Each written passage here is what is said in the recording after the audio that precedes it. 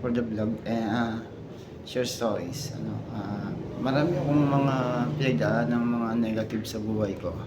Pero naniniwala ako, yung mga negative na dumaan sa buhay ko, hindi ako magiging, yung negative, katumbas din yan ng ng successful. Naalala ko kasi, dinadown ako. Hindi makapagtapos ng pag-aaral yan, walang kakayahan. Nagpursige ako sa buhay kahit na test na lang ako, sinikap kong mag-aral hanggang sa nakapagtapos ako ng mga certificate sa TESDA.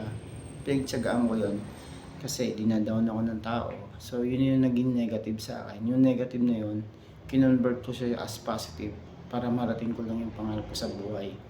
And totally, yun nga lang, meron pa rin akong kahinaan sa buhay ko. Nagtatrabaho na ako bilang isang IT technician. Yun naman, nabubuli. Parang hindi ako naging masaya sa trabaho, kaya nag-resign ako sa trabaho. So yun naman yung pero after that naman, dumating naman sa puntong nag-try pa rin ako ng iba't iba kong trabaho.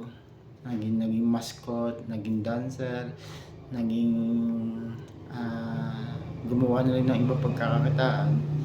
Nagpatuloy lang sa buhay. Pero marami din ako mga hindi mga karanasan na mapapait o problema. Pero sa awa ng Diyos, nagpapatuloy pa rin din. Yung goal ko talaga sa buhay ko, magkaroon ako ng focus na magkaroon ng talagang puhunan o trabaho o makabili ako ng bahay o lote. Yun talaga yung goal ko talaga kasi naranasan ko sa buhay ng nanay ko, pamilya ko na palipat-lipat kami ng bahay.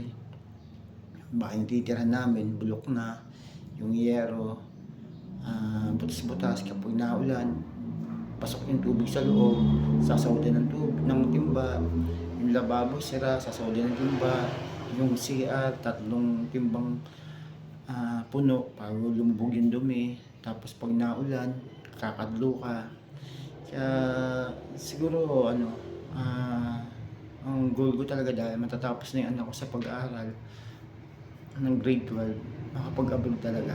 Loobin ng Diyos na mangyari yun. And doon, pag nasa ibang bansa ka, marami na akong napanood na video na kailangan talagang may baong ka talagang mahabang pasensya kasi Pilipino din yung magiging mambubuli sa'yo doon.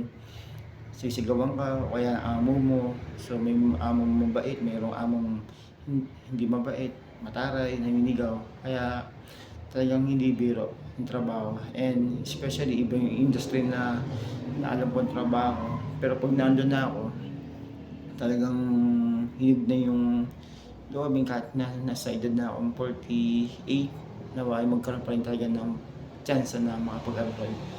So yun talaga yung goal ko talaga kasi malaki na anak ko, nasubaybayan ko naman siya ng elementary, high school, kaya sapat na yun para mabuhay na maging siya magsarili o itaguyod yung buhay niya. Pag nandun naman ako, supportahan ko naman din talaga siya. Isip ko lang talaga na hindi biro ang maging tatay sa buhay kasi maraming demand din yung magiging anak mo. So, especially nangyari din sa akin yun. Tapos nagkaroon ako ng anak, ganun din.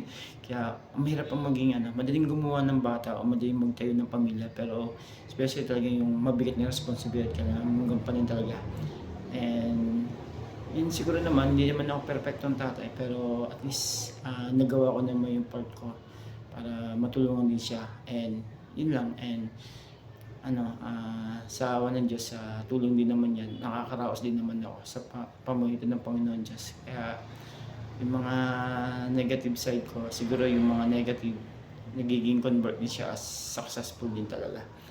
And sa lahat ng pinagdaanan, hindi naman ako nawala pag-asa. Pero minsan dumating ups and down talaga ako eh.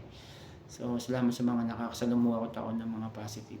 So that's it.